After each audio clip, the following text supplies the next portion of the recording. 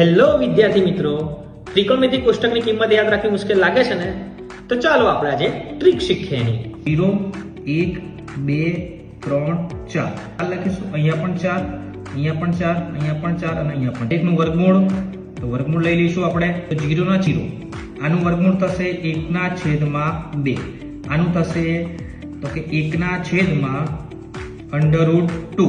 આનું √2 3/2. આનું થશે 1. આમ કરીએ કિંમત ઉલટી લખીશું. અહીંયા 1 તો અહીંયા /2. આ કિંમત અહીંયા 1/√2.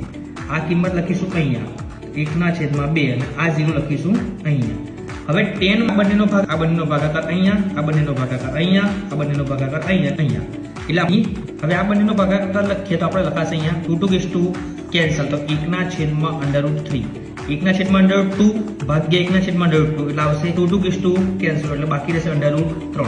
1/0 એટલે કોઈના પણ છેદમાં 0 એટલે એ ઇન્ફિનિટ.